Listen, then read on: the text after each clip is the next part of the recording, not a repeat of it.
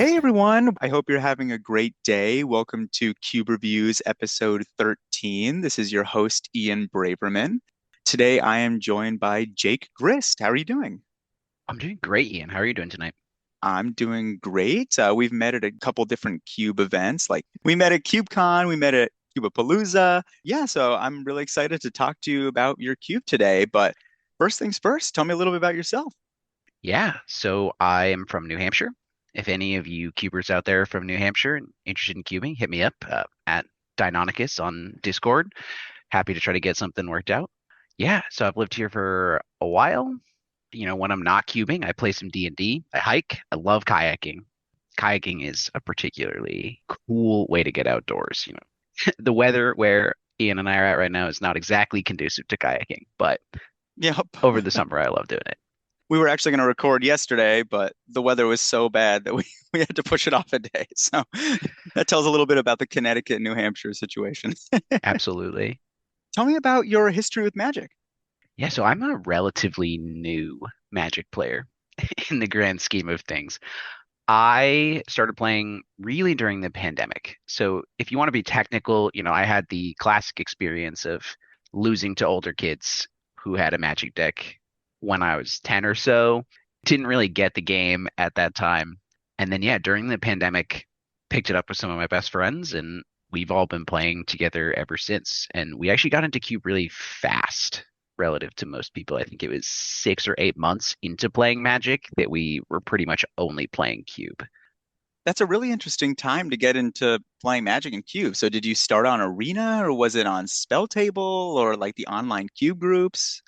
Yeah, so it wasn't like right when the pandemic started. Let's say this is once things started opening back up and we felt comfortable gathering. I think it was M21 was the set that had just come out. That was a broken set. Yeah, we have some fondness for some of the stuff there. And yeah, my friends bought some Planeswalker decks and we played them against each other. Pretty quickly started buying some like Card Kingdom starter decks, which gave us some fondness for some early, archetypes that we became fond of. And yeah, we just ended up getting together every Sunday, jamming Magic. And once Kitchen Table ran into I think the natural conclusion it does in every group, Cube replaced it, and we've been cubing ever since. Yeah, and once the pandemic started to clear up and you're able to meet up more in person and get the Cube group going. Speaking of Cube groups, if you happen to live in the Connecticut area, my play group, we play every week at Games IRL in Avon, Connecticut on Saturdays. So come join my play group, or if you're in Jake's play group, join his. We need more people playing cubes. So Yeah, absolutely. I aspire to come down at some point and try to keep with you all. I'm not that far away. Too far for, just a casual trip down, but my partner did go to college in that general area, so I someday if she's visiting some friends, I may try to get some cube in. fun, definitely. And today we're talking about the Bodleian Cube. Tell me about that cube. Yeah, so this cube is always hard to pitch in some regards. It is a cube I'm working on, really since the beginning. It has evolved a lot in that period of time. So the Bodleian Cube has a lot of iconic and powerful cards, but I really like that it emphasizes making those cards more than the sum of their parts. And the way I do that is to try to, essentially make sure that even though there's a lot of powerful cards, the most powerful cards are good at making your deck do the things that it was already doing. My example for this is always Fable of the Mirror Breaker. Some folks will immediately hate that I said that. Probably get a lot of, comments saying Fable's just busted, which, if you put Fable into the regular cube, that's the experience you're going to have with it. But if you put Fable into your deck in the Bodleian Cube, you're going to do something synergistic with it, whether that's copying a Blood Artist or copying your Blade Splicer or ramping out the other synergy piece a turn earlier. You're going to make something like that happen with it. So ultimately, I want the decks that need to build an engine to coexist with some of these powerful cards. And I'm always trying to exactly straddle that line between having those powerful iconic cards and letting decks engage with these engine style gameplay. That's fun. And what would you say like the power level of the cube is? It looks like it's around Legacy Cube power level. I mean, Fable the Mirror Breaker, like you said, is a pretty strong card. So Yeah, it's interesting. If I were to describe power level, I would say it takes a meaningful step down from sort of an unpowered legacy or vintage cube, but it's not too far away from that either. I think that that power level actually results in some interesting experience in that people who are used to traditional unpowered legacy or vintage cubes see aspects of those cubes here. People who are used to very synergy driven cubes see aspects of that. And I think that the nexus of those two can lead to a lot of really interesting gameplay. It's exactly where I want to be, but it can also result in, some interesting feedback where someone will say, well, hey, I was expecting to see this card notable power outlier in the MTGO vintage cube in this cube. And, that's not really an appropriate fit in the same way that someone on the Synergy Cube side might say, Fable's cracked. What are you thinking? And the answer is, well, there are other cracked cards here too. And if Fable's the best card, that's something I'm happy with for the cube. yeah, going along with that, I would say that a cube without a really intense theme or restriction, cubes like that are often, in my mind, the most difficult to curate. Because if your cube is, oh, I'm making a vintage cube, then you can put in all the most powerful cards in Magic. If your cube is a pauper cube, then sure, there's wiggle room with how strong a pauper cube can be, but you've restricted yourself to a certain number of cards. Or if your cube is an artifact cube, then you have a theme for yourself to build around. But when it's a cube that doesn't really have as big a theme, like it's a legacy level power cube, legacy modern power level, when I've built cubes like that in the past, I find those to be difficult to curate because you have to be careful about the power outliers that you're including. You have to be careful about the lowest power cards in the queue. People, like you said, are going to be constantly recommending cards to you, and you can really put in any card in Magic into this cube because there's no restriction. So it's a really interesting dichotomy in that sense. Yeah, I think what you end up with on a long enough time scale curating something in this space are emergent restrictions. So I don't write all of these down. I don't have, hard and fast rules that say none of these, but I do think I have heuristics. And to be fair, those heuristics are evolving all of the time. I would say the most recent one is we all kind of know that Boros aggro has been a scourge of many legacy and vintage power level cubes or eternal cubes, if we want to use that phrasing. And so my latest emergent design heuristic is that some of the most busted Boros aggro cards that I've tried, say Ocelot Pride, a Johnny Nicodle Pariah, etc., they play at aggro speed, but they play mid-range levels of value. You're essentially getting a card that within the rest of the context of the cube would probably cost at least one more mana at an aggro speed. And so I think when you're playing fair Magic, which fair is a controversial term, but let's describe that for the purposes of our conversation, aggro, mid-range, and control form their triangle, and we're broadly playing in the space where that makes sense. Well, when a deck is aggro speed but mid-range value, we've actually cracked that axis, and this triangle is not really functioning anymore. And so the newest heuristic I'm using in my design is I really want to avoid having enough cards that can do that, where we start to get into this sort of unfair play pattern that these quote unquote fair cards can make use of. Yeah, I mean, MH3 is pretty well known and just Modern Horizon sets in general for having these snowballing cards that you get them out on the field, and if you don't answer it, the game is over. Ocelot Pride, Ragavan, these really low on the curve cards that, if unanswered, the game will be over. Yeah, and I think even more so for let's use Ocelot Pride versus Ragavan as an example here. I think the biggest difference is if you can block Ragavan, it can't continue to accrue value.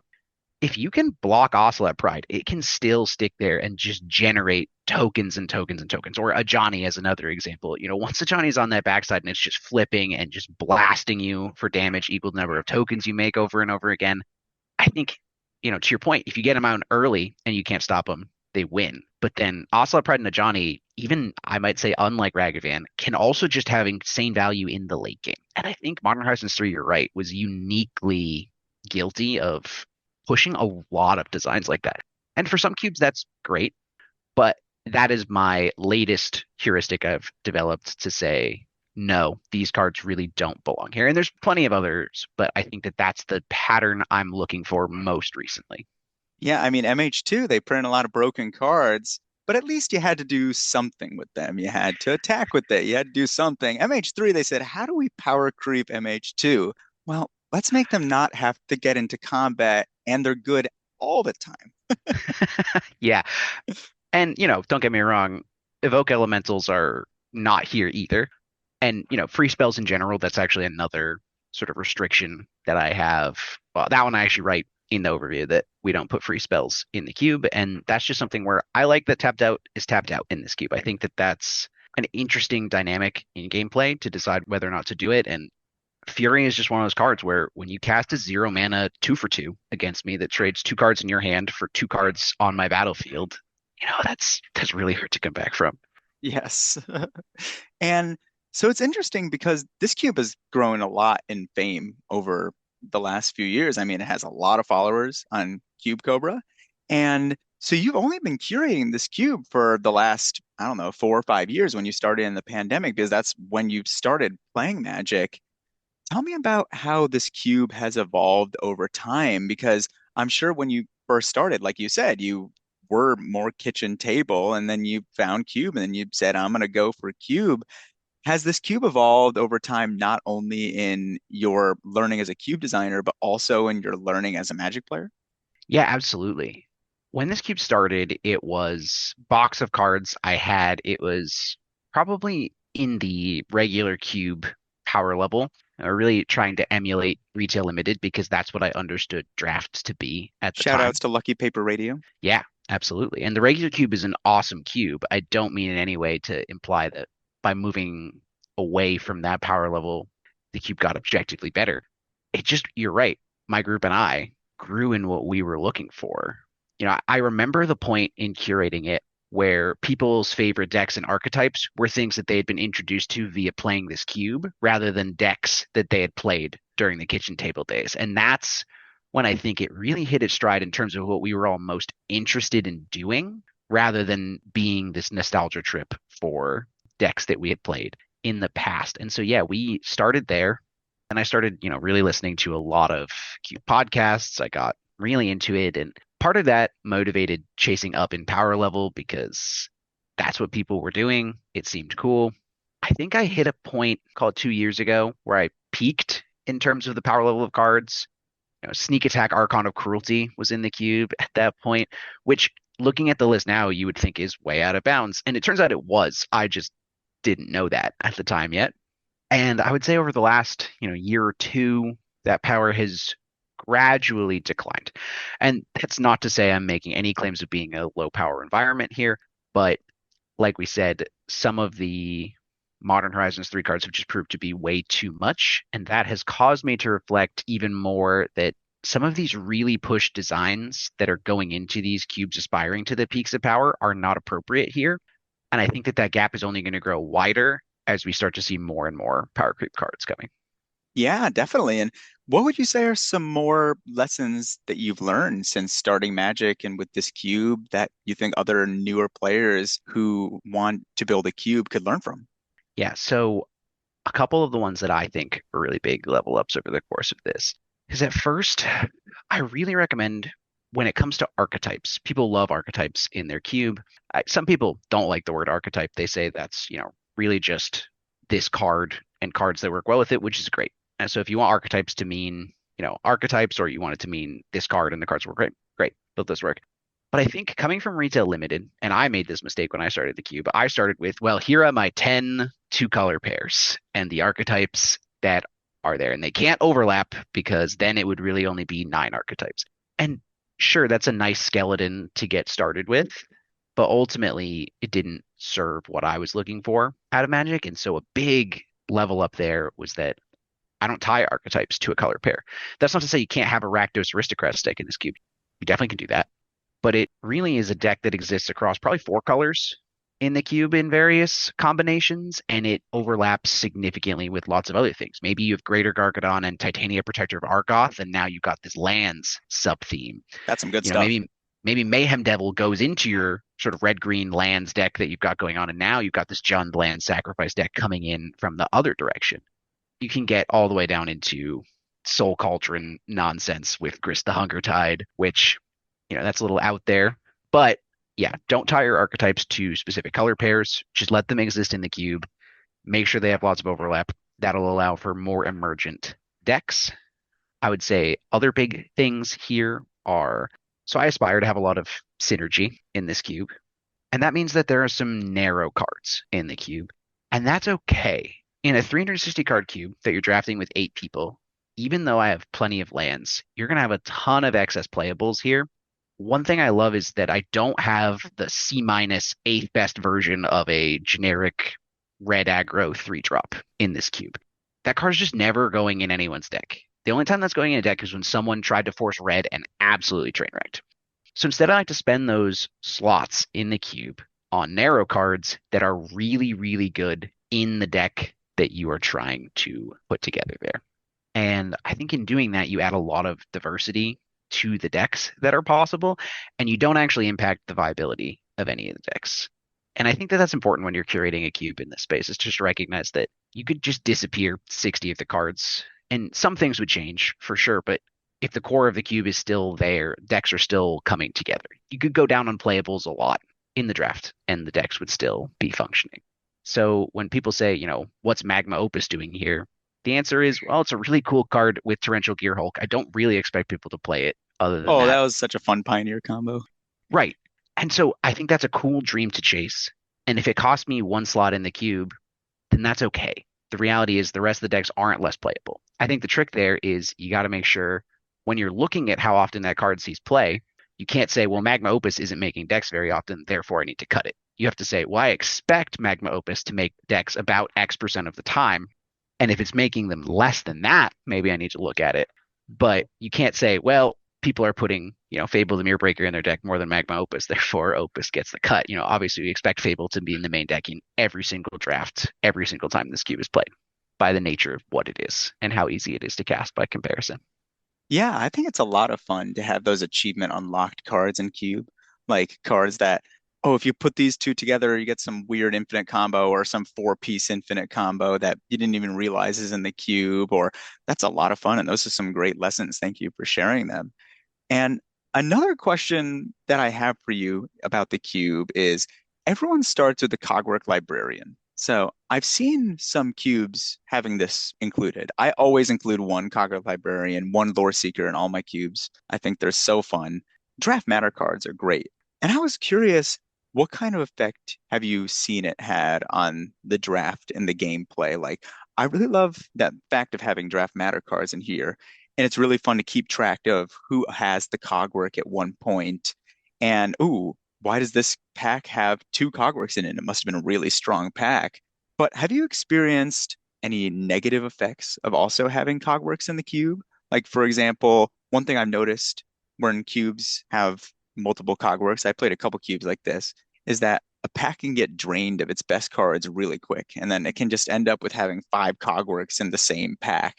And sometimes players who use the cogworks and maybe the players around them don't know how powerful they are, they can end up with a disproportionately powerful deck. I was curious, what have been some of the pros and cons you've had with having so many cogworks? Yeah, great question there. And I guess I should have mentioned that when I was describing the cube that everyone starts with the Cogwork Librarian.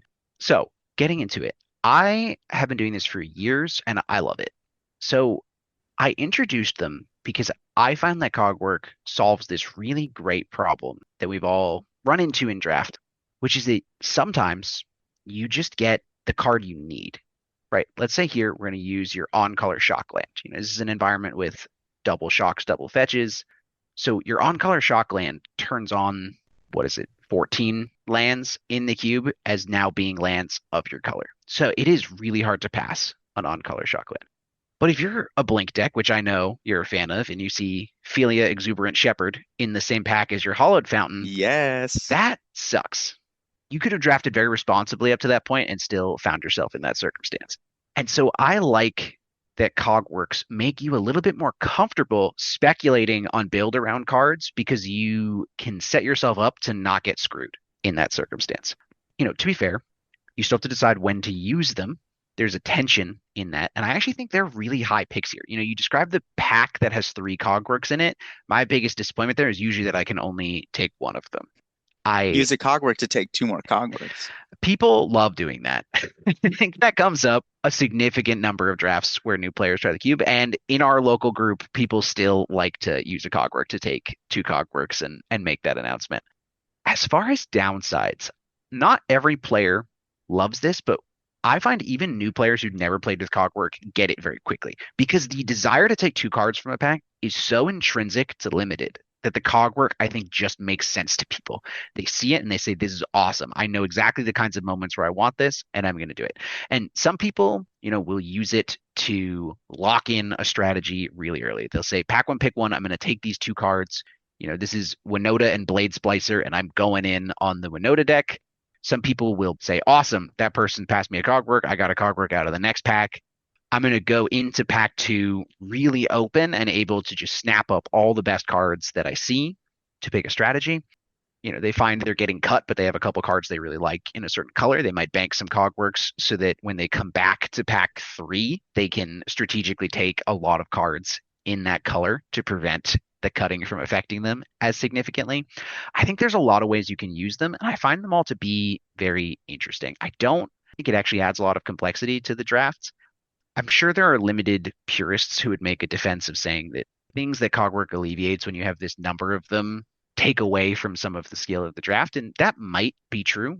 I just personally like the draft a lot more when we have them, and I like that it makes people willing to speculate on build arounds in a cube that has some of those iconic cards. Because it's hard to say I want Winota if Lightning Bolt's in the pack. And maybe I cogwork for both of those. In fact, I'm pretty likely to do that in this cube. But I think it's really important to push people towards those build arounds because I think that that's what the cube wants people to do. I think the coggers are very effective in doing it. Yeah, that's really cool. I didn't think about how much additional strategy it adds to the draft when there's so many cogworks, like you said, building up and taking three, four cogworks. So in the third pack, you can go all in on your crazy strategy or pack one, pick one. If you already start with a cogwork, which is really cool compared to having to take it from a pack, if the cube just includes a cogwork, having to, hey, I'm going to take this upheaval and this Grim Monolith. Now I'm going to go all in on the upheaval deck, or I'm sure that's not in this cube, but It things like isn't in that are this really cube, but fun. yeah, I have seen other cubes in which the cogwork is seeded as a 16th card in the first pack, and you have to decide whether or not you want to pack one, pick one it, or pass it, which I think is an interesting approach. From a complexity of the draft perspective, I prefer to just give it to you in your pool because it's easier to explain to people. But I think if you like the sort of purist limited perspective on this, that might be an approach you could try if you wanted to do something else. And the bright side here is you can just do this in your cube. If you're not sure how this would go, Cogwork Librarian is a bulk card. Go get yourself eight of them, print yourself eight of them, start drafting. It says what happens right on the card. It's a very easy rule to Yeah, if you follow, like how it plays, you keep it in. right? Some people do it some of the time, but I'm certainly not the only cube doing this. There are a lot of cubes that make use of this. Ryan Sachs's Build Around Cube is another one that does it. Actually, at Boston Cube Party last year, the two cubes got drafted next to each other. So I was in the pod for Ryan Sachs's Build Around Cube. But the two pods kind of started, yelling louder and louder that they were taking Cogwork Librarians. There's a room with just the two drafts. And so there's a lot of laughter surrounding the ridiculous amount of times people would announce that they were drafting a Cogwork Librarian. I've never seen people be that formal about it in my life, but it was a pretty fun time. That's really fun. And another thing that I really like about this cube, like you mentioned, is the focus on cross synergy and cross pollination. Having not as much, oh, I have 10 archetypes that are all two color, but more like micro packages that, oh, this card really fits with this. Or I have a 1/1 counter theme in my proliferate cube that can span across multiple colors, like having that kind of thing. And as you mentioned in your extensive cube write-up on Cube Cobra, this allows for players to build really emergent decks and be really creative. But I think there is, in some cases, a downside to having too much cross synergy in a cube. Like, for example, in my proliferate cube that I just mentioned, I had -1, -1 counters, and I still have it like this in multiple colors. It was mostly focused to be in Golgari, but I also had some in Rakdos. So it was, and also in other colors. And I've definitely experienced players say, hey, I thought that the -1, -1 counter deck was in this two color pair. And so I went in on it. but then I got kind of lost during the draft because I couldn't tell which direction to go for that archetype, what colors. And then it can unfortunately create some train wrecks of drafts. Have you experienced pros and cons to having too much cross synergy, or because it definitely makes it easier when you can just say, hey, if you go red, white, your equipment. Yeah, definitely. I'll start with the negative feedback I've received surrounding it, particularly combined with the mana base, which at the cost of life lets you decide to be three color if you want to do it. I would say the average deck here is a two color and a splash deck, but you definitely can choose to be three color. You're just prioritizing your picks and spending your life to do it. That has led to, I think, again, referencing this sort of limited purist, I don't mean that to be a derogatory term in the slightest, just folks who are coming at this where retail limited is a lot of their draft experience have often said that it feels less valuable to understand exactly what colors are open and more valuable to understand what archetypes are open. And that's not something that they like as compared to retail limited, where it's often the opposite. And I think that that's true. But for me personally, I just don't see it as a downside. Now, to be fair, that's not to say that there can be three decks in the same color pair all functioning in different archetypes. There are lots of archetypes that each color pair could be in, but you are going to be limited on colors to some extent there. But I like that you can get rewarded for noting that, okay, there's a Jeskai control player who's taking a lot of the removal, but red white aggro is actually really open, especially with this Legends sub theme going on. So I can take the Swords to Plowshares and Lightning Bolts very highly, and I can be pretty confident that I'm going to wheel some of these legendary aggro threats because it seems like there's someone else in red white, but they're not taking aggressively slanted cards. I think that that is just a different form of an interesting draft metagame. And so broadly, I don't think there's a lot of negative feedback that comes up surrounding this. I think as a whole, people are pretty excited to be able to branch out. One of the drafters of this at KubeCon told me what I really liked is when I decided I was an aristocrats deck, the next question that the draft asked me was, what kind of aristocrats deck do I want to be? Do I want this artifact sub theme? Do I want this crime sub theme? Do I want to be leaning more into some of these token payoffs? Do I want this graveyard recursion?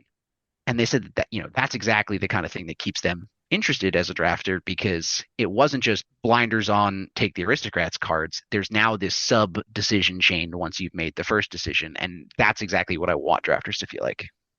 That's a lot of fun where it's not just, oh, black, white is the aristocrat colors. It's much more nuanced. It's if I'm black, white, and the cube also supports aristocrats in red or even green. If you throw in a little bit more red, maybe it includes a little bit more artifacts. If you throw in a little bit more green, maybe it includes more graveyard focused. So kind of taking the strengths of different colors and the cross synergies and allowing you to, like you said, branch into a lot of the more expansive decks. Definitely. And tell me more about some of the different archetypes in the cube. Like we've mentioned a few of them. There's legends, there's equipment. Tell me about some of these really unique, cool strategies. And like you said, on your Cube Cobra page, it's very in depth. It's not only saying, hey, there's aristocrats. It says there's multiple types of aristocrats decks. How did you get to organizing it in such a great way? Probably by thinking about it more than any reasonable person should. But in terms of the sort of summary of archetypes that I've written, it's definitely not an exhaustive list. It's something I really keep for me.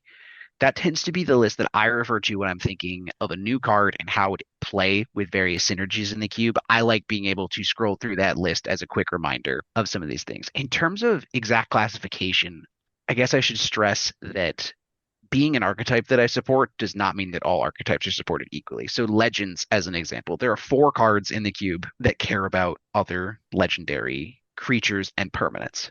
But that grafts into various red white and red white X aggro and mid-range decks really cleanly.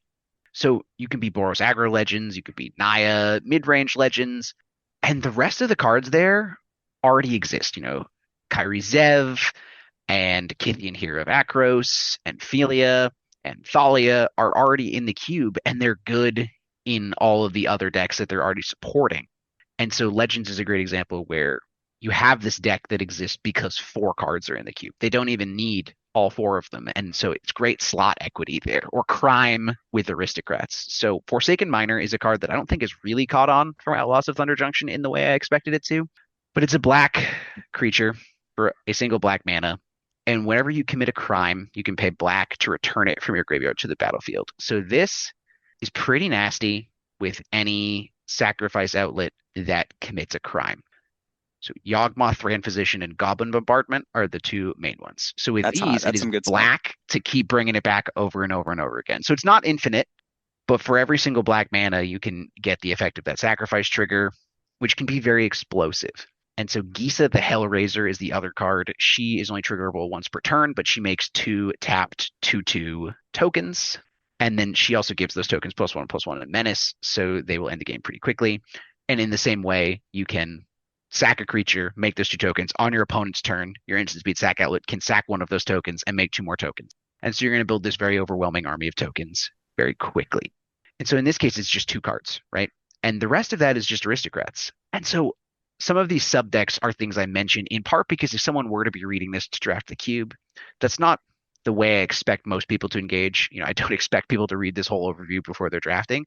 But if they're interested in learning, they might not know, hey, this sort of crime sub package is here, and that lets them know that those couple of cards are present. And so, there's a lot of the standard archetypes too that you're going to see in a lot of cubes, like Blink and Aristocrats and, Graveyard Delirium stuff and Control. But I like seeding in these small little sub synergy packages that you can play around with very few slots to add a lot of texture. Winota is a one card archetype if you want to bring it up like that. All of a sudden, this balance of humans and non-humans that I maintain roughly so that she can be effective, she transforms your deck. Now it's about a thing it wasn't before. And I think that's awesome. Yeah, that's a lot of fun. Like I love including cards like that, like Academy Manufacturer. Now all of a sudden, oh, these treasures or food, these little token makers can sometimes create really crazy combo turns. Or like you said, Agatha's Soul Cauldron, that just allows for this really cool 1/1 counter, but also graveyard deck that can sometimes have insane combo potential. Cards like that are so fun to include. Yeah, the first time I piloted Soul Cauldron in this cube, I had Grist and Falconwrath Aristocrat under it. So each creature could make 1/1 insects every single turn and could attack and then sacrifice those insects to get indestructible in combat. The person lost that didn't love it, but they did think it was cool. That's I, nasty. yeah, to be fair, that one is particularly nasty. But yeah, I love Soul Cauldron. It's another card that really is just a one card archetype. If you could fetch it in other ways from the deck, that obviously adds redundancy to that. But it's also just at its floor, a playable graveyard hate piece that makes your creatures bigger. And I think that's a big piece of how this cube stays together. A lot of the cards that have these crazy synergy ceilings you can attain have a solid baseline, which makes you willing to put them in your deck either way. And that's a big difference from what I think people would traditionally call a synergy cube. And it's why I don't call Bodleian a synergy cube. You're not assembling a Rube Goldberg machine. You're taking good cards and you're making them insane by putting them together. Fellow designer, Sophie, they go by glass blowings on a lot of social media, once used the analogy for this cube that I really liked, that there is synergy. You're just looking at, 100 plus 60 equals 180 instead of 10 plus 10, I guess, is 25 in this case. Both of them should be more than the sum of their parts. The numbers here are just a bit juiced relative to other places you're looking for synergy. That's a lot of fun. And you mentioned it when you were just talking, but you do have a very extensive primer on this cube. And one thing that I've always questioned is when people have these really in-depth primers, I always thought, are people just making these so people would vote for their cubes for KubeCon?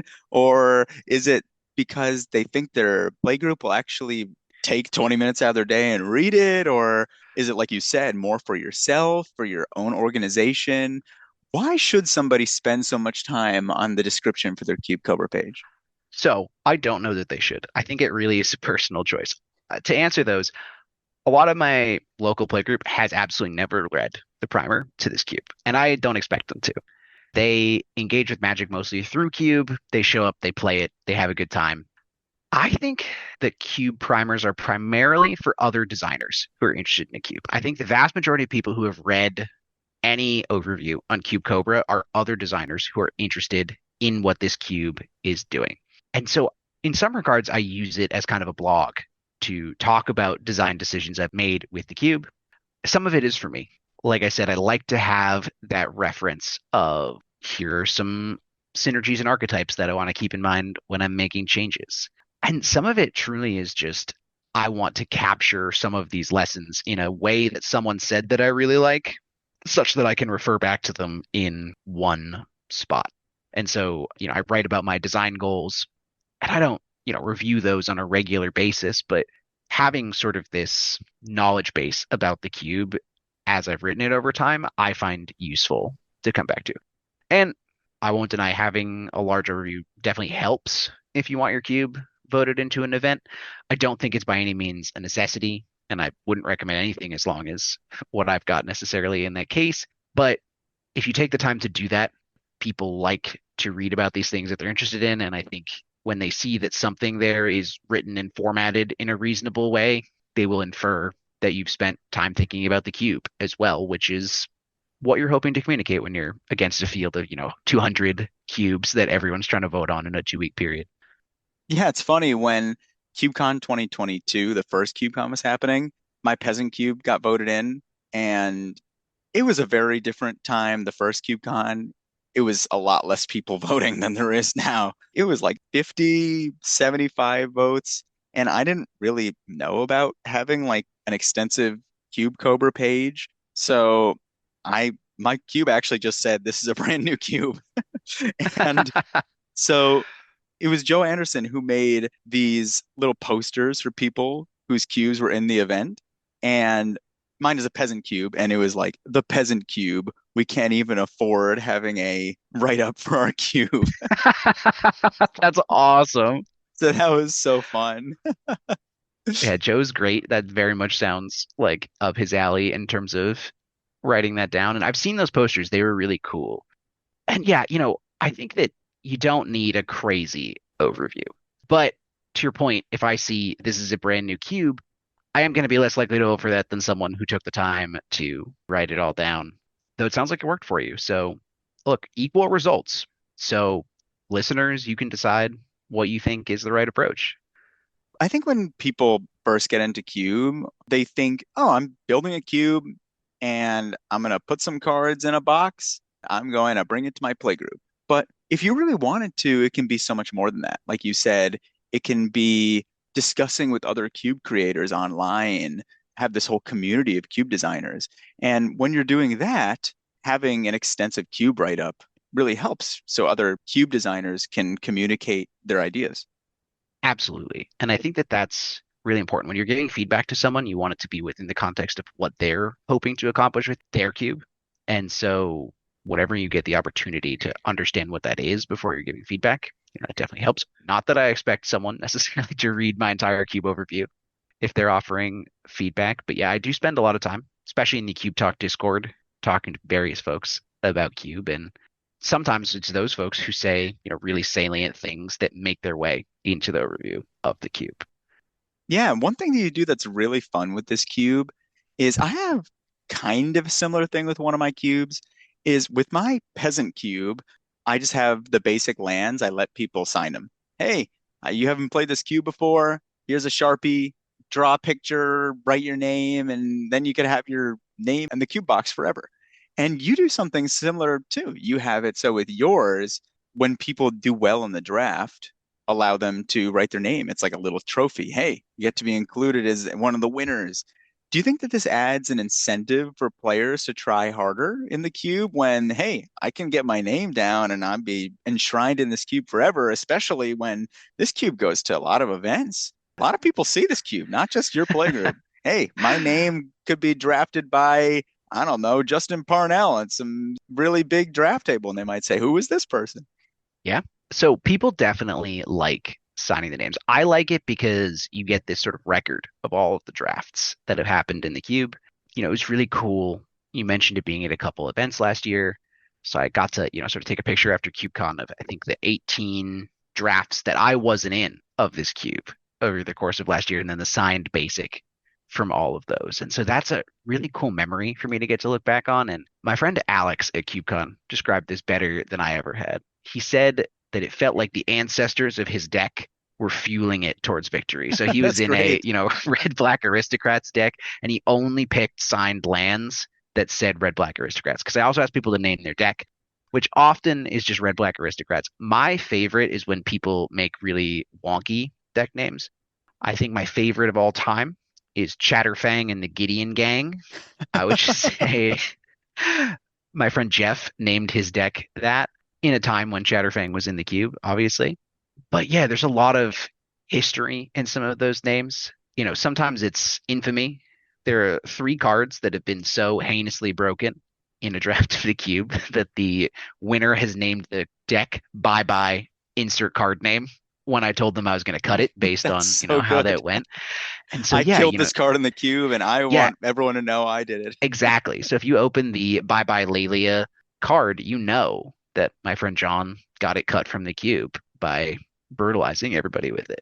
And so there's a lot of history that gets tied in, and I think it's just a really fun little ritual. I think having everyone who drafts the cube is really appealing. I think if I could do it from scratch, I would be really tempted to do that because I think that's a cool record of the entire history of everything. And the 3-0 is a cool prize, but it does limit the signings to folks who have won. I did actually make an exception for this at KubeCon, so I was fortunate enough to have this cube featured in the top 128 draft. So the way that worked is if you went 2-1 or better, two wins, you made it into the top 64. And so I had all four drafters who moved on sign one of the basics because I felt that that was a significant accomplishment, Hey, they're more winners. They so got to than the next stage. exactly. And so a win had just been redefined for this draft, and so we redefined it to be that for that set. I love that. I feel like it makes it feel like the cube has more of a community around it, especially for somebody who's never played the cube before at an event or something. They can see all these basics and say, "Hey, I wonder who John was who went 3-0, or what the heck is Jimmy with his crazy like your mom joke name in this basic land deck." It's I feel like it adds this really fun dynamic to it, and it sounds great. And that's a really cool thing to have. And I think any way that you can add more customization to a cube is fun. Like with Yeah. my friend's Judge's Tower, which we talked about in a previous episode, he has it whenever a card kills somebody in the cube, he adds a tally mark to it. Because in Judge's Tower, if you make a rules mistake, you lose. So specific cards will kill people because they'll mess up the rules of it. So just all these little fun ways to add customization to a cube is great. Yeah, I really like things like that. And, I think it's just a fun little piece. And, it's interesting. As I'm now curating more cubes, I've put a lot of thought into whether or not that's something I want to continue for those cubes. And I haven't pulled the trigger on it yet. It is a lot of fun to curate. Tough when you do online drafts and stuff like that to actually track the people down and try to get a land signed Oh from. yeah, Although I have been broadly successful in doing that so far, but it takes a lot of effort. that's impressive online. Wow, I didn't even think about that. Now, to be And clear, not every, if a group of people just happens to launch this, I don't say, well, send me a signed basic from this draft. But there were some drafts in the KubeCon server where this cube was used. And so I got to sit in on those and watch people draft, which was really cool. And I did track all of those winners down at KubeCon to have them sign one of the lands. that's super fun. And one thing that we talked about a little bit earlier on this episode was when you have a legacy cube, which I've designed a couple, I don't have them right now, is that there can be a lot of different power levels for a spectrum for a legacy cube. And I think one thing that people think about a lot, especially with legacy cubes or cubes that don't have as much of a theme, is what are the power outliers? Because I think that some people even go into drafts that don't have as much of an intensive theme and say, I'm just going to take all the power outliers and try and win like this. And so I have a couple cards that I was curious about to hear your thoughts that you include. Yeah, hit me with them. So the first one, Urza's Saga. This card I want to include in more cubes because it's so fun that it can tutor for a 0/1 mana artifact. I think tutors are really fun in cubes sometimes, but those constructs sometimes, like in some of my lower power cubes I try and design, just getting two free 5/5s is so strong. Yeah, Urza Saga can definitely be a problem. Cards that are restricted in vintage. There is some risk to that, certainly. That said, here I think it's a good card. I think it's a good reason to be in artifacts, but I don't think it's out of line. There is a fair few ways to remove it, which can be pretty brutal. I do really like that you can recur it too with cards like Ren and Six. I think that adds this really interesting Gruul land artifact synergy. But yeah, I think that it's in line with what a lot of the other cards in the cube are able to do. It certainly goes off, but there's also not a cube where you've got things like Tolarian Academy or Kappa Cannoneer or Tinker powering the unfair axis of these artifact decks. So I think it's really good, but it's actually not a card that I've ever noted a huge problem with. And even in looking at his performance across all of the drafts in the last year, it was a strong performer, but given that it can go in any deck, it really wasn't problematically winning, at least in my perspective. Yeah, and let's do one more of that. Let's tell me about Luris, because Luris of the Dream Den companions are very powerful. And I mean, it does Yes. have a restriction, but I think they didn't do a very good job with the restrictions on a lot of these companions. Why does it say only permanents two or less? Why is it not all spells two or less? I don't get it because the opposite one that's three or greater it says all spells three or greater. It doesn't say permanence. It's like, was this a typo on the card? It's a crazy card. I can't speak to the WotC design on it. So you're right. Luris is a very, very powerful card. I like Luris a lot in cubes where I think there's tension with meeting that restriction. So I think Bodleian Cube is a place in which there's an actual cost to companioning Luris. You are giving up a lot of very valuable three, four, five, potentially even six drops in order to put it in your deck as the companion. And even more importantly, a lot of the power outliers are not in the one and two mana slots. So that's not to say that a good Luris deck isn't very, very powerful here. I actually think it really is. But you have to open it early to commit to that. You are not going to get this in pack three and just coincidentally have maintained a curve of only one and two drop permanents. There are other cubes that are more low curving, like Dinrova Hora's Atomic Cube, where he notably doesn't include Luris for this problem. It's kind of free. There's so many one and two drops that you're only cutting a couple cards for this free eighth card that's going to let you cast all your other cards. Really easy decision. Here, I think you're giving up enough that there's an interesting tension. I would say 9+ drafts out of 10, Luris is in the main deck. And I think that that's a good balance. I think you want there to be this tension around it, which makes it interesting. Because I think companions are really interesting in limited. In constructed, let's Throw not them go away. there. But I think in limited, when you actually have to draft around this restriction, it's really cool as a reward. Roto draft, different story. It's definitely the pack one, pick one roto draft card in this cube, but I think there's some charm in that too. It's not getting roto drafted that often. Gives people a chance to live this interesting dream. So I definitely think it's a really powerful card, but I like that tension. And I think that part of the benefit of maintaining that higher curve than some of the other eternal cubes that are in this space, like Atomic or say Bun Magic, is that I think cards like Luris present this interesting tension and it gets to be a card that I'm happy with instead of a card that I think is too strong. Yeah, cubes that are much more low curving. It's way too strong. But speaking of Cogwork Librarians, I mean, that's fun to take Luris and a great one or two drop as a quick build around early pick one. That's fun. Definitely. You give me Luris, Giver of Runes or something like that, we're off to the races. Pack one, pick one. If I see Luris, I am going to take it in this cube. There are a couple cards I would consider taking over it, but it's going to be pretty hard to get me off of that, especially because you don't get to do it that often. It's one of those things that, the Cogwork Librarian doesn't help you open Luris earlier in the draft, whereas a lot of these other build arounds, Cogwork Librarian can help you scoop it up and then fix for it. Luris is really hard to build around here if you're Yeah, not roto drafting. If you're roto drafting, it's crazy. Luris is definitely one of those cards that you see in your pack one and you're like, I'm going in. Yeah. Sort of an interesting note here. So again, I mentioned 18 drafts of the cube where I wasn't in them across these various cube events last year. Only one Luris deck showed up in a 2-1 or better record Oh, across those 18 drafts. And when I say Luris deck, I mean a deck with Luris as a companion. So it's not super frequent. Now, Luris was in many of those decks in the main board. So I don't want to make it sound like it's not a high performing card. I think Luris was in 10 or 11 of those 18 drafts. I'm calling a win here 2-1 or better. I think the difference between a 2-1 and a 3-0 is not usually card quality based. There's a lot of variance in Magic that's hard to account for. So I think that's probably about right. 5 to 10% of drafts, Luris shows up as a companion. And when it does, it is very strong. I don't think there's Luris hiding as companions in the 1, 2 or worse decks from those 18 drafts. I think that's just the time it came together. Someone I opened think it early. companions early on are a really interesting thing for Cube, like having a pack one, pick one companion. Like recently, I was in a cube and I took Giganta really early, and I was like, oh, this is gonna be easy. I'm just gonna focus on the one pip cards. And early on, if I take it, it's gonna be totally fine. But so many times throughout the draft, I was like, Primeval Titan, this card is perfect for my lands deck, but because of stupid Giganta, I can't play the Primeval Titan.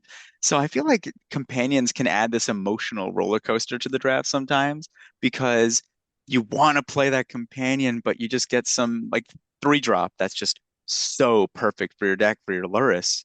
But the Lurrus stops you from playing it. It's like throughout the whole draft, you're thinking, oh, should I go off the companion or not? Yeah, I like that tension. Sometimes I think about putting Yorion back in. Yorion's complicated in Cube. I think campaigning it can often be a trap. So I'm not currently on it. But part of the benefit of Luris is that it is a card that's good in the main deck. I think Yorion's not a card in Bodleian Cube that I'm really excited to jam as my 5 drop most of the time. I'm less into it here, but I don't think we'll ever see new companions, but I like the gameplay that Luris offers at least. And I think Obosh and Garuda are cool. I don't think they would work great here, but I'm excited when I see Obosh or Garuda in a cube where they are achievable, but also a reasonable power level to be shown off. Because I think the even odd restriction is very resonant and cool. If I see a Yorion in a pack, my whole the neurons start firing. I'm Yeah, the ready to go. Bant Blink Lover, that checks out. Yes. I one of my favorite legacy decks I played was it was an 80 card Yorion nonsense pile with like a ton of tutors and just like one of tutor targets. And the deck did okay, but that was like 3 years ago. It's Oh, I legacy's different now. I believe, yeah, well, Lord of the Rings and Modern Horizons 3 happened, so I don't think my yeah, 80 card nonsense Yorion deck could beat Psychic Frog, that's for sure. well, you could have 4 Psychic Frogs in your Yorion deck. True, true. Then we're going. Then we're going. Yeah. So And maybe Yorion will come back. It's something I flirt with from time to time, but not a urgent concern for me at the moment. yes. And Foundations is a great set. It's had a lot of really great cards for Cube. I noticed some ones that I saw that are really cool or High Fate Trickster. I had that in my pre-release. That card is so fun being able to just play everything at instant speed, making your whole deck basically into a flash deck. It creates so many unique play interactions. Like when I was in pre-release, I forget what it was, but it was like this 6 mana 6/6. And when it entered, a creature got +3/+3. So what I did was during combat, I had 10 mana up and they blocked. And I flashed out the High Fate Trickster, flashed out this 6 drop, gave my guy +3/+3, and that was the best 10 mana combat trick you've ever seen. That was some broken stuff. 10 mana combat trick is awesome. When 10 mana is on the board, there's very little I think is out of bounds to occur, especially when multiple cards are involved. I am excited to get more reps in with this card. I haven't seen it too much yet, but it's been solid in that chunk of time. I think my favorite Foundations card thus far is my other blue 4 drop that I added, Sphinx of Forgotten. Oh, I have that in one of my cubes. That card's great. Yeah, so it's a 3/3 flash flyer for 4 that when it attacks, you get a instant or sorcery gets flashback in your graveyard until end of turn.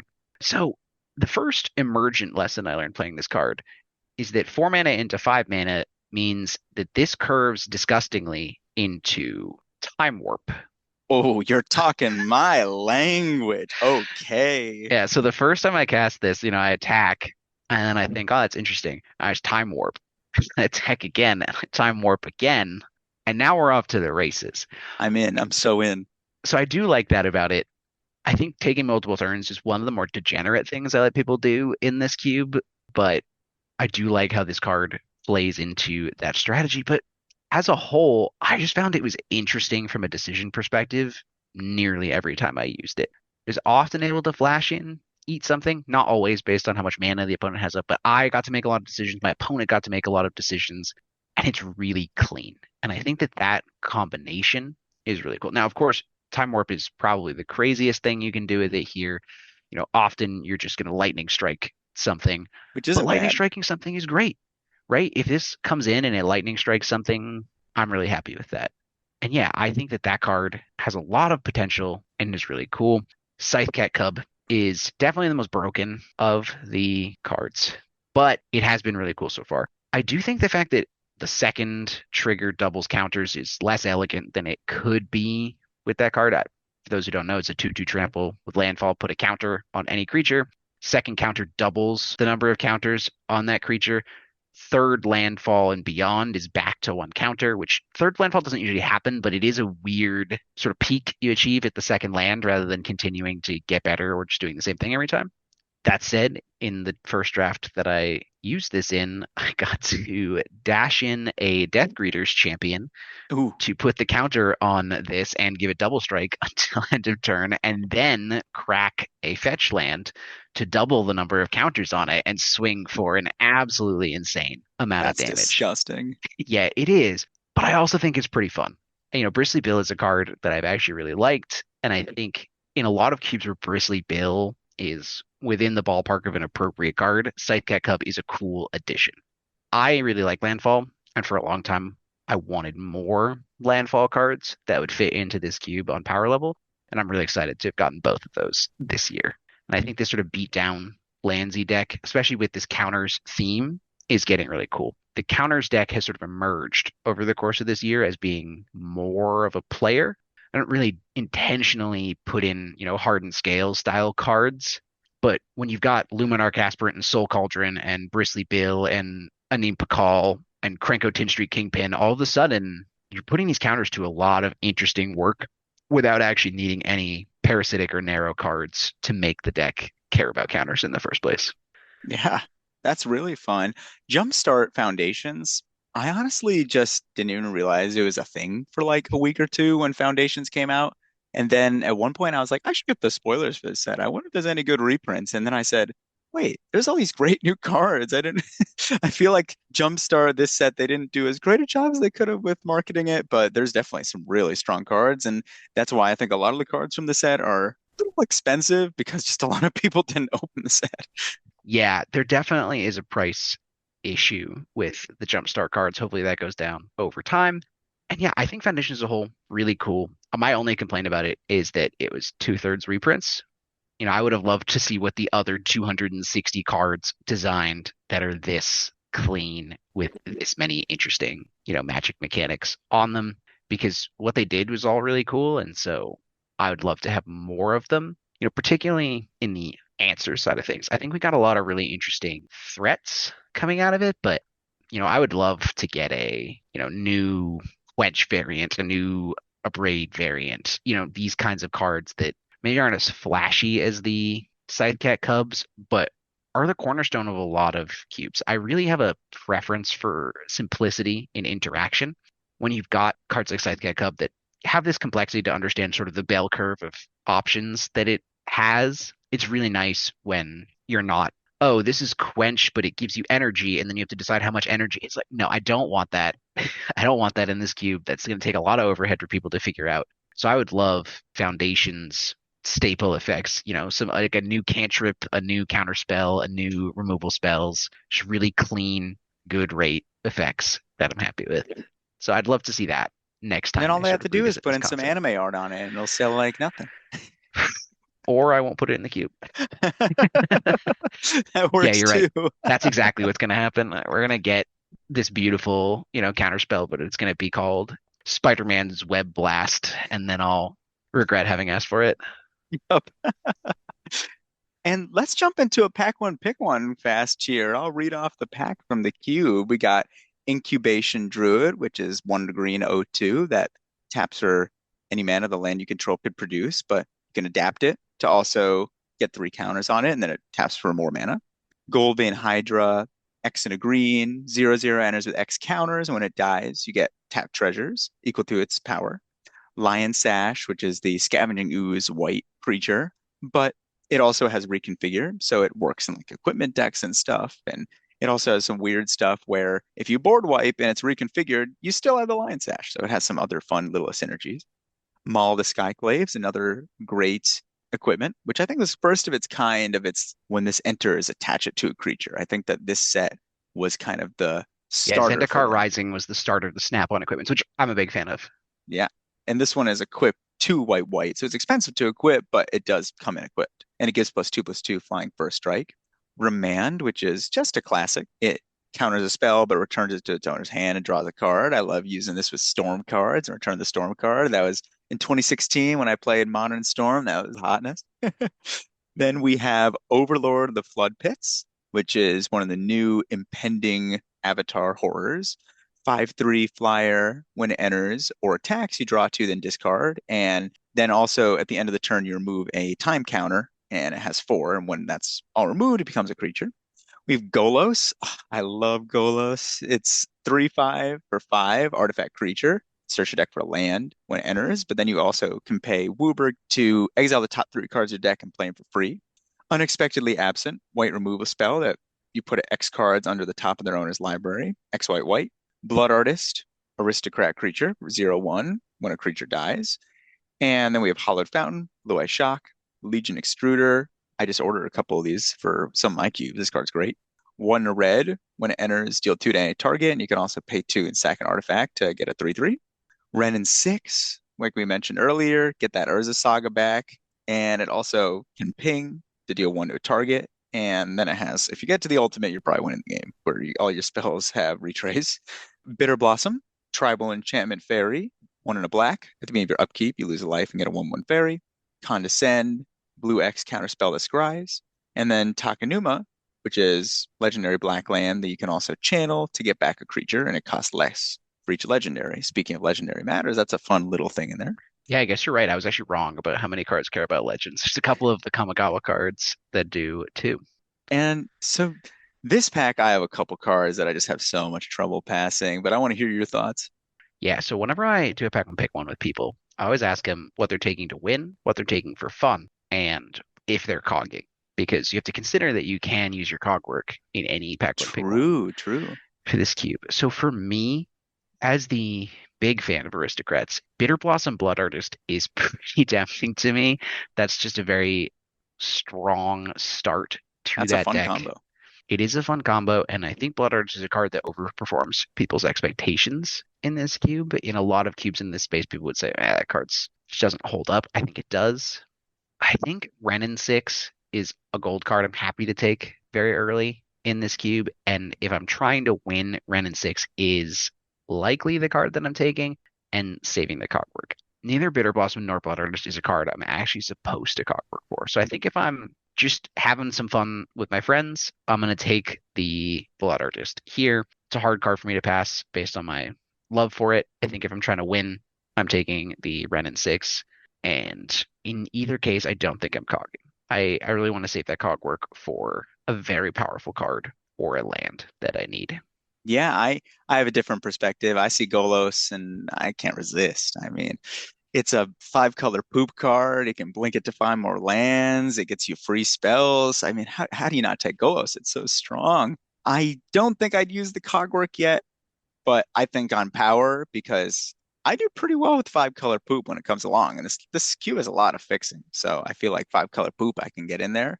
And also it's just strong and it fits into a lot of decks, lands decks, link decks, top of the deck fun stuff you can do with like Condescend, Scrying. There's a lot of fun things you can do with Golos. That's true. Would you consider the Renin 6 to make your sort of Hmm, because I think if I'm going for the Golos, which I don't get me wrong, I think Golos is a really fun card, but I think it's going to be best in your Field of the Dead style lands deck, and true. I think Renin 6 is giving my land drop every single turn, especially in a double shock, double fetch cube. I think Renin 6 goes up relative to its normal pick rate. So if I was going to go Golos, I think I would take the Renin 6 as well here to Yeah, cement that that's lane. right. I think I should do that. That's smart. You know, I changed my mind. You changed my mind. You taught me something today. I think Renin 6 is like several other cards to the cube. It's a good card anyway, but having double fetch lands changes the performance of some of the cards. We didn't really get a chance to talk about that up to this point, but cards that work with fetch lands work a lot better when there's 20 of them in the draft rather than 10.